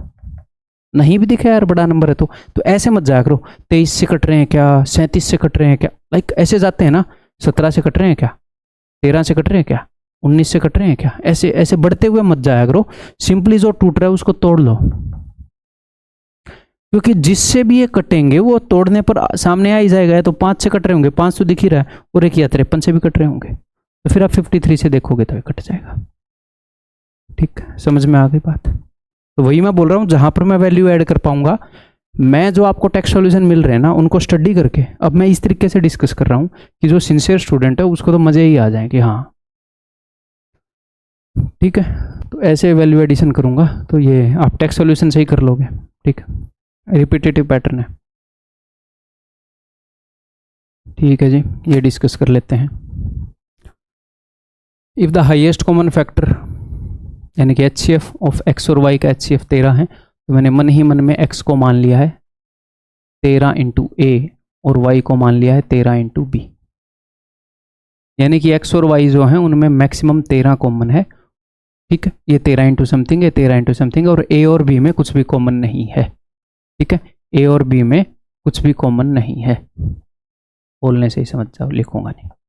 ठीक है, तो x की मैंने एग्जैक्ट वैल्यू मान ली, y की मैंने एग्जैक्ट वैल्यू मान ली, तो वो बोल रहा है कि HCF, वैसे HCF क्या होता है? हाईएस्ट कॉमन फैक्टर, बड़ी से बड़ी चीज जो कॉमन है, काट काट के निकाल लेंगे ना, क्या दिक्कत है, अभी निकाल लेंगे। देखो, तो मैं यहां पर पुट कर रहा हूं x की वैल्यू बड़े ही प्यार से। ये है 294 ही है ना, x का स्क्वायर यानी कि इसका स्क्वायर 169a स्क्वायर, माइनस में 150 इंटू में y का स्क्वायर यानी कि इंटू में 169b का स्क्वायर। ठीक है, दूसरी वैल्यू मैं नीचे ही लिख देता हूँ यहाँ पर। ठीक है, 54 इंटू एक्स का स्क्वायर यानी कि 169a का स्क्वायर, माइनस में 24 इंटू वाई का स्क्वायर यानी कि 169। अब इस सेम चीज़ को आप मल्टीपल वेज से कर सकते हो, ये मत बोलना ऐसे कर लेना वैसे कर लेना, पहले कॉमन ले लेना। मैंने 2 नंबर लिख दिए, वो पूछ रहा है कि इन दोनों में मैक्सिमम कॉमन चीज़ क्या है। तो मैं एक काम क्या करूं, अगर मैं आपसे पूछूं कि भैया 35 और 25 में क्या कॉमन है मैक्सिमम, तो काट काट के देखोगे। 5 तो मैंने काट लिया, 5 5 आते 35, 5 25, और कुछ कॉमन है क्या? नहीं, तो 5 ही सबसे बड़ा है कॉमन, काट काट के निकाल लेंगे, क्या दिक्कत है? फैक्टराइज करने की जरूरत ही नहीं है, काट काट के निकाल लो। अब देखो 169 इधर भी है इधर भी है, यानी कि इस पूरे टर्म में देखो यहाँ पर 2 चीज़ों का डिफरेंस है, तो जो भी चीज़ कॉमन लोगे वो इन दोनों डिब्बों के अंदर कॉमन होनी चाहिए, ये नहीं सिर्फ एक में है, तो इस पूरे नंबर के अंदर वो चीज़ मानी जाएगी। तो 169 तो हर जगह है ही, क्योंकि जहाँ पर भी x और y हैं वहाँ पर है 169, तो 169 हमने काट डाला, भागो भाई 169। जो भी कॉमन है काट के इधर लिख दो। देखो 2 कॉमन है, हाँ जी 2 कॉमन है, हाँ जी 2 के साथ 3 भी है क्योंकि 15 है, तो यानी कि 6 कॉमन है, यहाँ पर 6 कॉमन है।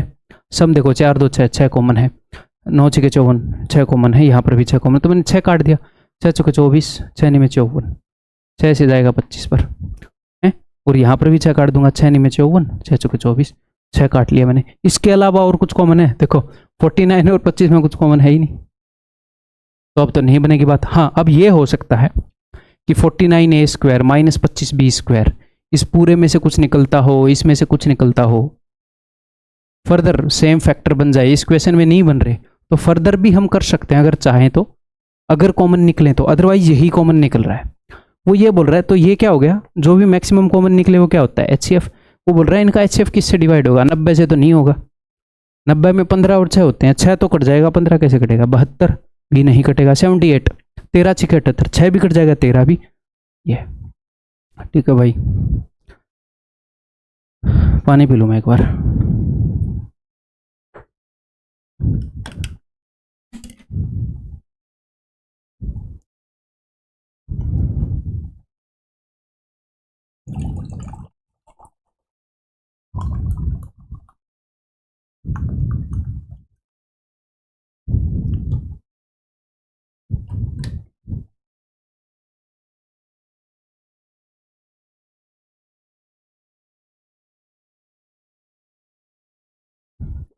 हाँ जी,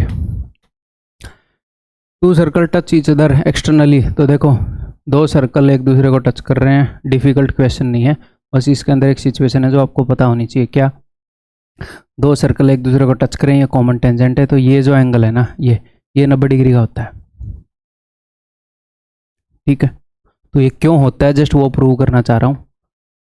ठीक है, सॉल्यूशन में दिया नहीं है, तो देखो अगर मैं यहाँ से ये वाला टेंजेंट ड्रॉ कर दूँ, मतलब यहाँ से जो भी टेंजेंट पास हो रहा है वो इसको यहाँ काटेगा, और इस पॉइंट का नाम दे दूँ मैं कुछ भी डी, तो D A is equal to D C. क्यों सर? एक पॉइंट से खींचेगा टेंजेंट बड़े सर्कल को, छोटे सर्कल को खींचेगा tangent D B is equal to D C, तो ये भी इक्वल हो जाएंगे। हाँ, तो ये सिचुएशन तो आपको बता ही रखिए कि किसी भी ट्रायंगल के अंदर अगर ऐसा हो जाए कि ये तीनों इक्वल हैं, तो यानी कि ये 90 का है। क्यों? क्योंकि ये एक राइट एंगल ट्रायंगल जो कि एक सेमी सर्कल के अंदर है, राइट एंगल ट्रायंगल का ये डायमीटर होता है ना, ये इस सिचुएशन से उठाई गई सिचुएशन है। प्रूव करने को ऐसे कर सकते हो कि इस ट्रायंगल के अंदर अगर ये वाला एंगल ए है तो ये भी ए होगा, angle opposite to equal sides, और इस ट्रायंगल के अंदर अगर ये वाला एंगल बी है तो ये वाला एंगल भी होगा, angle opposite to equal sides. और अब आप देख सकते हो कि 2a + 2b is equal to बड़ी ट्रायंगल के सारे angle is equal to 180, therefore a + b is equal to 90। पता होना चाहिए जब भी ऐसी सिचुएशन आई है 90 डिग्री का है, याद रखो, इसे नोट्स में लिख लो। उसके बेस पर आगे तो टेक्स्ट सॉल्यूशन से हो ही जाएगा। ओके, ये भी इजी क्वेश्चन है भाई, बार बार आया है, क्योंकि ये बार बार आया है, बट फिर भी मैं इजीली आप कैसे हैंडल करोगे बता देता हूँ। The number of student in a class is 75, out of which this many percent are boys. एक तो बच्चों को ये टेंशन होती है इस परसेंटेज का फ्रैक्शन याद रखूँ, नहीं रखना होता, जितने मैंने आपको बताए उतने एनफ है। क्यों याद रखना है? 26 दिए, 78 2, 80/3। परसेंटेज को फ्रैक्शन में बदलने के लिए 100 से डिवाइड करते हैं। 20 चौके 80, 20 पंजे 100, 4/15 निकल तो गया। जो बार बार यूज हो रहे हैं बहुत ज़्यादा, वो मैंने आपको रटने के लिए बोल ही रखे हैं। तो ये नहीं है कि देखो 1/12 के बाद 1/16, 5/16 वो कैसे निकालने मैंने आपको बता रखा है। इसके अलावा 1/17, 1/18, 1/19 नहीं रटने। क्यों बता रहा हूँ? क्योंकि मल्टीपल जगह रटवाए जाते हैं ऑनलाइन, तो उस ट्रैप में मत फंसना। आ तो गया कि इतने परसेंट बॉयज़ हैं, यानी कि 4/15 बॉयज़ हैं, तो यानी कि 15 में से 4 अगर बॉयज़ हैं तो गर्ल्स हैं 11। ये क्या है? नंबर को डिनोट करती है चीज़, कितने बॉयज़ हैं कितनी गर्ल्स हैं। ठीक है। Average score of girls in science is इतना मोर। तो ये तो आपको जैसे ये याद होना चाहिए कि भाई 2/3 है इसका मतलब, तो 2/3 मोर है देन दी बॉयज़, यानी कि बॉयज़ का अगर 3 है तो गर्ल्स का उससे 2 ज़्यादा है, तो 3 में 2 जोड़ दे 5, इनका 3 है तो इनका 5 है। तो ये चीज़ डिनोट करती है बॉयज़ और गर्ल्स की संख्या को। एग्जैक्ट संख्या नहीं चाहिए हमें, मिक्स रेलिगेशन में नहीं चाहिए ना, वेटेड एवरेज में नहीं चाहिए ना, ये डिनोट करती है एवरेज को। तो एवरेज का रेशियो तो नहीं चलेगा। ठीक है, 3x 5x रेशियो से भी आप कर सकते हो सेम सिचुएशन क्रिएट करके, बट ऐसे ईजी रहता है। अब देखो 4 बॉयज़ हैं उनकी एवरेज है 3x, 11 गर्ल्स हैं उनकी एवरेज है 5x, और ये बोल रहे हैं ओवरऑल जो एवरेज है वो है 201 एवरेज स्कोर। तो बॉयज़ और गर्ल्स को अगर मैं जोड़ दूं तो टोटल कितने स्टूडेंट हैं? सर 15 हैं, और उनकी एवरेज कितनी है? 201। तो 11 × 5 55x, ये गर्ल्स का स्कोर का सम, बॉयज़ के स्कोर का सम 12x, सारे स्कोर का सम 15 × 201। ठीक है, 15 और 12 कितना हो गए? 67x is equal to this. 67 से कट जाएगा, 3 पर कट रहा है 3, तो x इज इक्वल टू 45। ठीक है, जो भी पूछेगा बता दो। एवरेज स्कोर ऑफ गर्ल्स तो ये बता दो आप, 45 5 225। ठीक, क्लियर है? आगे बढ़ जाऊं। रिपीटेटिव सिचुएशन है, कर लोगे आप, रिपीटेटिव चीज़ है, याद होनी चाहिए फॉर्मूले। ठीक, अब ये करो, देखो एक पॉजिटिव इंटीजर है, ये बताया गया है कि वो प्राइम है।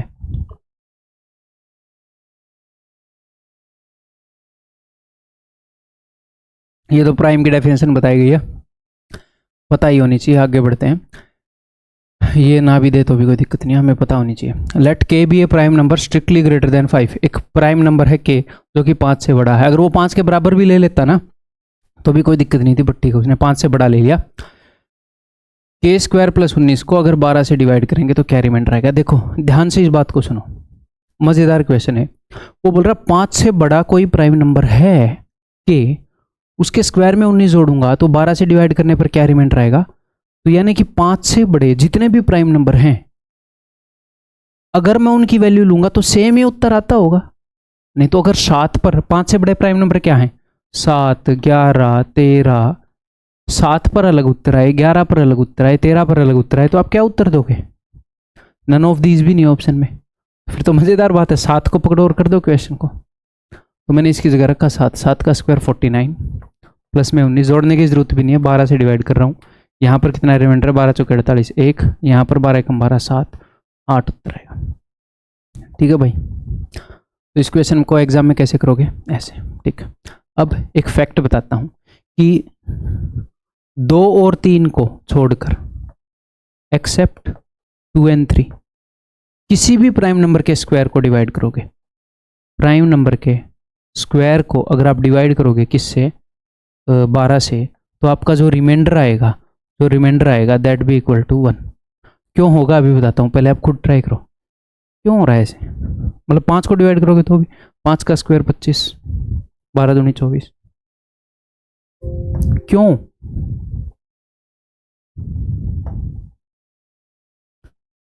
चलो हिंट देता हूं मैं आपको। प्राइम नंबर कौन सी जगह पर अवेलेबल होते हैं? दुनिया के सारे प्राइम नंबर, वहां पर भी यही रूल है, 2 और 3 को छोड़कर। देखो, एक्सेप्ट 2 एंड 3, एक्सेप्ट 2 एंड 3 सारे प्राइम नंबर या तो 6 के मल्टीपल से एक बाद में होंगे या एक पहले होंगे। बता रखा आपको, एक्सेप्ट 2 एंड 3 सारे। तो दुनिया के हर प्राइम नंबर एक्सेप्ट 2 एंड 3 इस फॉर्म के नंबर होते हैं। तो ऐसे फॉर्म के नंबर का अगर आप स्क्वायर कर दोगे तो वो क्या बन जाएगा? देखो, A square plus B square, plus हो या माइनस हो, प्लस ही आएगा, प्लस बी स्क्वायर, प्लस होगा तो प्लस, माइनस होगा तो minus, plus 2ab minus 2ab।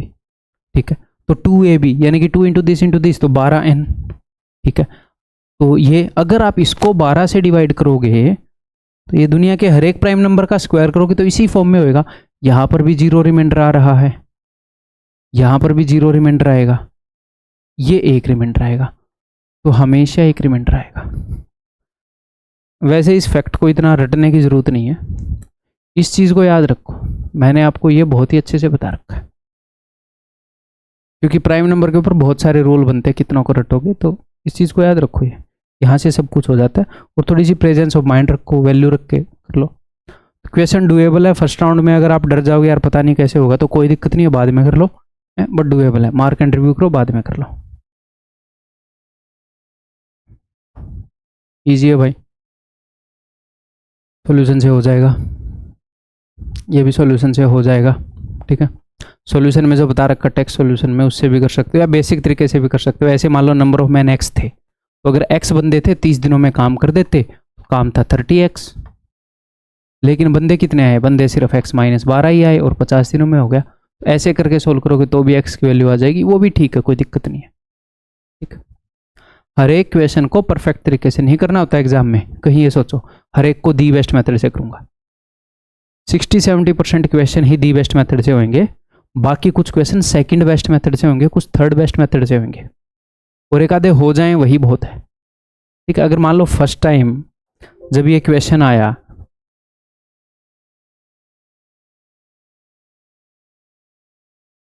तो अगर मान लो कोई कर जाए इस क्वेश्चन को तो ही बहुत है। इस क्वेश्चन को मान लो फर्स्ट टाइम कोई डिफिकल्ट क्वेश्चन आता है, तो डिफिकल्ट क्वेश्चन यानी कि फर्स्ट टाइम का क्या मतलब है? कोई एक पैटर्न फर्स्ट टाइम आए या कोई डिफिकल्ट क्वेश्चन आए तो उसको करने के 2 बेस्ट चीजें होती हैं, या तो टाइम को वेस्ट होने से बचा लो, उसके ऊपर टाइम वेस्ट ना करो, ये भी बहुत बढ़िया चीज होती है, या फिर सबसे बेस्ट सिनेरियो होता है कि एंड में टाइम बचाकर सोल्व कर दें, किसी भी मेथड से करते हैं, एलिमिनेट करके कैसे भी, क्योंकि वो डिफिकल्ट है। तो बेस्ट सिनेरियो है फर्स्ट बेस्ट ये और सेकंड बेस्ट ये, लेकिन लोग वर्स्ट सिनेरियो चूज करते हैं, मैक्सिमम स्टूडेंट टाइम खराब कर देते हैं उस पर। उनको लगता है कि नहीं हुआ तो वर्स्ट है। अरे भाई ये मजेदार सिनेरियो है, अगर आप टाइम वेस्ट नहीं कर रहे उसके ऊपर। ठीक है, पहले 24 क्वेश्चन को देख लो, प्री में, मेंस में 29 क्वेश्चन को देख लो पहले, अगर एक टाइम वेस्ट कर रहे हैं तो।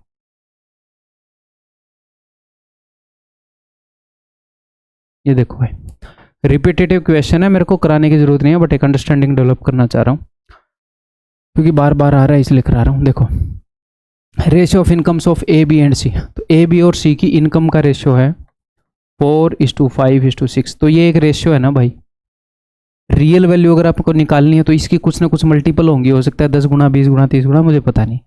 एक्सपेंडिचर का रेशियो है ये, तो ये एक डिफरेंट रेशियो है, अलग अलग रेशियो है ना भाई। हो सकता है यहाँ पर 20 गुना हो रियल वैल्यू, यहाँ पर 30 गुना हो, मुझे नहीं पता, यहाँ पर 1000 गुना हो, यहाँ पर 50 गुना हो, ये अलग रेशियो है, ये अलग रेशियो है। ठीक है, इनके मल्टीप्लाइंग फैक्टर भी अलग अलग हैं, मल्टीप्लाइंग फैक्टर यानी कि रियल वैल्यूज कितने गुना है इनकी।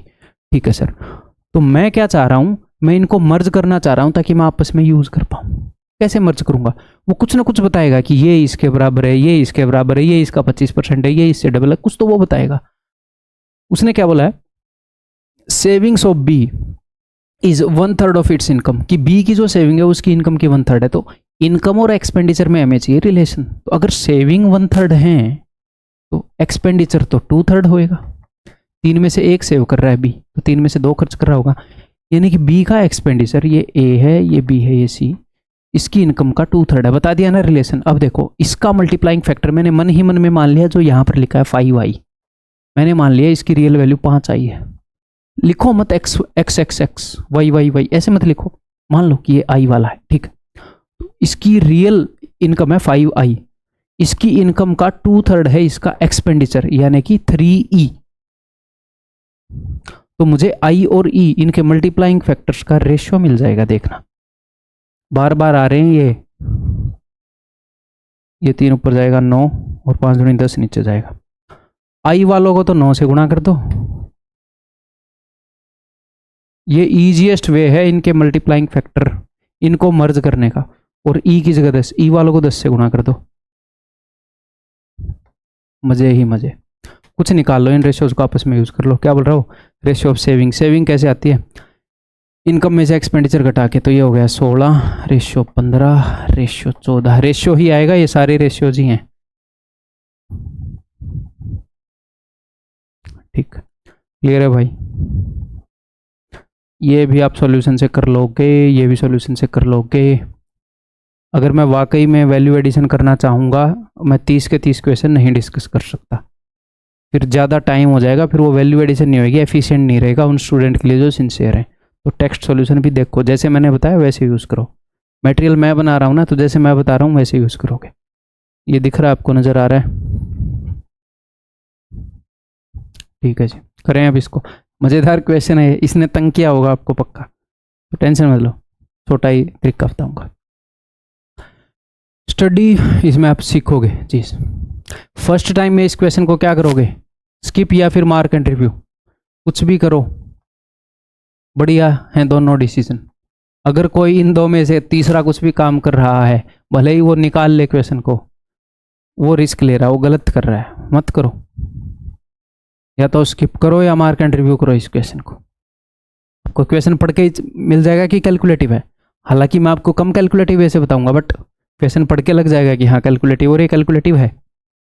तो एक बार मैं आपको अंडरस्टैंडिंग दूंगा ताकि जो मैं आपको बताऊंगा वो आप समझ पाएँ। ठीक है भाई, आ जाओ। Study the given pie chart and answer the question that follows. Total number of student appeared is 1800। 1800 student appear हुए हैं, ठीक है, 1800 स्टूडेंट अपीयर हुए हैं, और उस 1800 का डिग्री वाइज यहाँ पर ब्रेकअप दे रखा है। जो क्या दे रखा है, इंस्टीट्यूट वाइज, ये अलग अलग इंस्टीट्यूट है, ए बी सी डी। अगर 1800 को मैं 360 डिग्री मान लूं, तो 108 डिग्री रिप्रेजेंट करता है जो इंस्टीट्यूट ए में थे। टोटल डिग्री होती है 360, 108 बटे में 360 इंटू 1800। हमें ये निकालने की जरूरत बिल्कुल भी नहीं होगी, कम टाइम में हो जाएगा, बट ये समझना है हमें। तो हमें ए की वैल्यू मिल जाएगी, हमें बी की वैल्यू भी मिल जाएगी। अगर 360 की वैल्यू ये है तो 1 यूनिट की वैल्यू हो जाएगी ये 51 यूनिट की वैल्यू हमें मिल जाएगी। ठीक है, ऐसे ही जो टोटल नंबर ऑफ स्टूडेंट ये तो अपीयर हुए, तो ए से कितने अपीयर हुए निकाल लोगे, जी हाँ। ई से कितने अपीयर हुए निकालेंगे, जी हाँ। ऐसे ही जो पास हुए हैं, 1200 स्टूडेंट पास हुए हैं, तो ए से कितने पास हुए हैं, इस 1200 का 15%, तो 100 को रिप्रेजेंट करता है 1200, 100% को मुझे तो निकालना है जी 15%। तो ऐसे ए के स्टूडेंट निकालोगे, 100 को रिप्रेजेंट करता है 1200, 18 को क्या रिप्रेजेंट करेगा, ये है। ठीक है, तो अगर हम चाहें तो हम निकाल सकते हैं। ठीक है जी, यहाँ पर उसने क्या बोला, और ये काम वो बार बार कर रहा है आजकल डीआई के अंदर। ठीक है, एक क्वेश्चन आया था सीएचएसएल में, अगर आपको ध्यान हो, दवाई वाला आया, बैटरी वाला आया था, नियोन बैटरी। कौन सी बैटरी है जो पर यूनिट ज़्यादा रेवेन्यू दे रही है, पर यूनिट कम रेवेन्यू दे रही है? अगर किसी को याद हो, मैंने करवाया था। अब ये करते तो उसी जैसा है ये, किसी ने वो किया था, तो एक बार फिर दिमाग लगाओ। Which institute has the 4th highest percentage of students who passed to the students, 4th highest percentage of students who passed to the student who appeared? मेरे को ये समझाना जरूरी है। ये बोल रहा है कि कौन सी इंस्टीट्यूट की 4th हाईएस्ट परसेंटेज है, किस चीज की, कि जो स्टूडेंट पास हुए हैं विद रिस्पेक्ट टू जो स्टूडेंट अपीयर हुए थे, यानी कि जितने स्टूडेंट अपीयर हुए हैं उसमें से कितने पास हुए। तो चाहूं तो मैं निकाल लूं कि 1800 है इंस्टीट्यूट ए में, 108 बट्टे में 360 गुणा में 1800, ये तो अपीयर हुए हैं सर, और ये पास हुए हैं सर, कितने 15%, 15/100 गुणा में 1200। फिर ये वाली वैल्यू इसकी कितनी परसेंट है वो देखूं, तो कौन सी इंस्टीट्यूट में ये 4th हाईएस्ट है हमें ये देखना है। तो वो बार बार देखता है, 2 पाई चार्ट को ऐसे कंपेयर करवाता है। अब मेरी बात ध्यान से सुनो, मुझे इन दोनों का कंपैरिजन करना है कि ये वाली वैल्यू रिप्रेजेंट करती है कि कितने बच्चे पास हुए, ये वाली वैल्यू रिप्रेजेंट करती है कि कितने बच्चे अपीयर हुए, कि ये मैं निकाल लूं इसका कितने परसेंट है, ये बी वाले इसका कितने परसेंट है ये। तो अब मेरी बात ध्यान से सुनो, यहां पर जो मैं डिग्री निकाल रहा हूं, ये डिग्री निकाल रहा हूं, ये सारी 1800 की निकाल रहा हूं ना, और यहां पर जो परसेंटेज निकाल रहा हूं वो सारी 1200 की निकाल रहा हूं ना। जी हाँ, ठीक है। तो मेरे को ये 1800, 360 इधर ये हर एक टर्म में आएगा, इधर 1200, 100 हर एक टर्म में आएगा।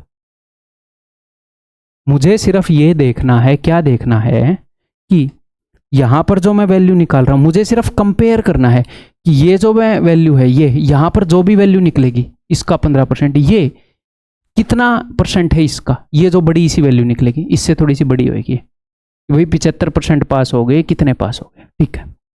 तो ध्यान से सुनो, अगर मैं इंस्टीट्यूट ए के लिए निकालूं, क्या लिखूं कि 15/100 गुणा में 1200 बटे में इंस्टीट्यूट ए का यहां पर लिखूं 108/360। अब थोड़ा सा और अच्छा समझा पाऊंगा मैं, गुणा में 1800। तो जब मैं इंस्टीट्यूट बी का निकालूंगा तो भी तो ऐसे ही करूंगा ना, 360 नीचे 1800, 100, 1200। तो सिर्फ मैटर करता है 15, ये वाला 15 और ये वाला 108, बाकी सेम रहेगा, बी सी सब में रहेगा। आपको एग्जैक्टली वो करने की जरूरत नहीं है, ठीक है जी। ये बात आ गई समझ में, ये बात मेरे को समझाने की जरूरत नहीं होनी चाहिए, तो पहले मैं ऐसे क्वेश्चन करवा चुका हूं, तो अब आगे से ध्यान रखना। ओके, तो अब मुझे कंपेयर करना है कि जो 15 जो है वो 108 का कुछ परसेंट होएगा, जो 18 जो है वो 51 का कुछ परसेंट होएगा, 18/51। तो कौन सा 4th हाईएस्ट है, कौन सा 4th हाईएस्ट है, यानी कि 4th पोजीशन वाला निकालना है। कौन सा निकालना है, 4th पोजीशन। ये टोटल कितने हैं, A B C D E, 5 बंदे हैं, मुझे कौन सी पोजीशन निकालनी है, ध्यान से देखना, चौथी, 1 2 3 4 चौथी। तो क्यों ना मैं एक काम करूं, देखो अगर मैं इनको ऐसे कंपेयर करूं 15/108, 18/51, तो मुश्किल हो रहा है। क्यों, क्योंकि फ्रैक्शन 1 से छोटी है। मैं क्या कर रहा हूं, मैं पलट दूंगा, मैं क्या करूंगा, मैं 108/15 कर रहा हूं। अब मेरे लिए इजी हो जाएगा, क्योंकि 15 7 105 की 7 पॉइंट समथिंग है, 7 पॉइंट समथिंग कंपेयर करना इजी होता है, या 1/7 पॉइंट समथिंग करने को हम इसको भी कर लेंगे, ठीक है। ठीक है, मैंने पलट दिया, तो जो छोटी थी वो बड़ी हो जाएगी, जो बड़ी थी वो छोटी हो जाएगी। तो पहले मैं 4th पोजीशन निकाल रहा था, 1 2 3 4, अब मैं 2nd पोजीशन निकाल लूंगा, क्योंकि मैंने चीज़ों को उलट दिया, जो लास्ट में था वो फर्स्ट आ गया, जो 4th था वो 2nd आ गया, ठीक है। तो मैं 2nd पोजीशन निकाल लूंगा और मैं उल्टा कर दूंगा, 51/18। हो सकता है आपको लगे पेपर में इतना दिमाग नहीं चलेगा, लेकिन इस क्वेश्चन में दिमाग कब चलाना है, एंड में चलाना है। और अगर पेपर में इतना ना भी चले तो उस तरीके से भी बता दूंगा, अभी इतना देख लो बस। सी 72/30 डी, आगे तो चला लोगे इसको देखने के बाद। 90/28 और 39/9, ठीक है भाई। 18 दूनी 36, 2 पॉइंट समथिंग, 30 दूनी 60, 2 पॉइंट समथिंग, 28 30 84, 3 पॉइंट समथिंग, 9 चौके 36, 4 पॉइंट समथिंग। तो मुझे 2nd हाईएस्ट चाहिए, हाईएस्ट तो ये 7 है, उसके बाद यहाँ ई है भाई, ठीक है। हाँ, अगर आप ये बोलो कि एग्जाम में इतना दिमाग नहीं चले तो कोई दिक्कत नहीं है भाई, मत करो उल्टा, 4th हाईएस्ट निकाल लो, उसमें क्या दिक्कत है, सीधा रहने दो इसको। 15/108, 18/51, सी कितना है, 30/72, 28/90, 9/39, ऐसे काट लो। 7 point something, 2 point something, 2 point something, 3 point something और 4 पॉइंट समथिंग, बिकॉज उसने वैल्यू ऐसी दी है कि हम 4th हाईएस्ट इजीली बता सकते हैं। अगर वो जानबूझ के ऐसी वैल्यू दे दे कि सारी 2 पॉइंट समथिंग हो, सर फिर क्या करेंगे, फिर यार वो कैलकुलेट करने के लिए बोल रहा है तो करना पड़ेगा, और क्या करेंगे, ठीक है। तो मुझे 4th हाईएस्ट चाहिए ना, यानी कि मैं लास्ट से लग जाऊं तो सबसे छोटा कौन सा होगा, सबसे छोटा होगा, जिसका डिनोमिनेटर सबसे बड़ा है, तो ये 5th है भाई, डिनोमिनेटर सबसे बड़ा है इसका 5th है, तो ये 7 के बाद ये है, तो ये 4th है। ऐसे कर लो, ठीक है, क्लियर है। 1.25 घंटे में बात बन गई, राइट। मतलब काफ़ी क्वेश्चन में वैल्यू एडिशन हो गई, मैंने लगभग 16 क्वेश्चन शायद मैंने डिस्कस करे हैं, तो नाइस। ठीक है भाई, अब आपने करना क्या है, अब आपने ये करना है, नीचे कमेंट करना है आपने एनालाइज तो पहले भी किया होगा अपने मॉक को, एक बार फिर देख लेना चाहे कि कितने क्वेश्चन हैं जो आप अटेम्प्ट कर सकते थे। ठीक हो सकता है 30 क्वेश्चन में से आपको 3 क्वेश्चन ना आते हों। मैं आज की नॉलेज के बेस पे बोल रहा हूँ, 3 क्वेश्चन की नॉलेज ना हो कि यार इसकी नॉलेज नहीं थी, ये वाला फॉर्मूला मुझे नहीं आता था, या फिर नॉलेज की कमी रह गई, ये चीज़ मुझे नहीं पता थी, उसके कारण कोई क्वेश्चन रह गया हो, तो यानी कि 27 क्वेश्चन आप कर सकते थे, लेकिन आपने ड्यू टू एनी रीजन 22 ही क्वेश्चन किए हैं। हो सकता है क्यों, क्योंकि ये जो 5 क्वेश्चन का गैप है, ये हो सकता है कि भैया 2 तो सिली मिस्टेक कर दी हैं, और 3 क्वेश्चन स्ट्राइक नहीं हुए, आते तो थे, स्ट्राइक नहीं हुए कि कैसे करने हैं, या फिर हो सकता है 2 क्वेश्चन स्ट्राइक नहीं हुए, 1 क्वेश्चन वैसे ही गलत कर दिया, सिली मिस्टेक या जो भी है, मतलब तो ये 5 क्वेश्चन हैं, ये रिप्रेजेंट करते हैं कि आपकी स्ट्रेटजी वीक है, आपको नॉलेज थी फिर भी नहीं कर पाए। अगर आपकी सिली मिस्टेक हुई है तो आप आगे से कोशिश करोगे कि मैं शांति से अटेम्प्ट करूंगा। स्ट्राइक नहीं हुए तो आप कंसेप्ट नोट्स को रिवाइज करोगे। कंसेप्ट नोट्स आपको पता ही होगा, जो मैं बोलता हूँ, कंसेप्ट्स लिखो अपने, ठीक है। और जो ये 3 क्वेश्चन नहीं आए, ये आपकी नॉलेज की गैप है, क्योंकि भाई इनका नॉलेज क्यों नहीं आपके सिलेबस में है, तो आप क्या करोगे, मान लो किसी को मीडियन निकालना आता ही ना हो, तो यहाँ पर आप क्या करोगे, तो फिर आप इस टॉपिक को रिवाइज करोगे पूरा। ऐसे करते हैं हम ग्रोथ मॉक टेस्ट के थ्रू, ठीक है भाई। So that's all. इस वीडियो के नीचे आप कमेंट करोगे, अगले वीक मैं फिर से आऊँगा ऐसे ही सॉल्यूशन को लेके, फिर से मिलते हैं। Bye bye, take care. कैसा लगा ये बताना फीडबैक, ठीक है जी।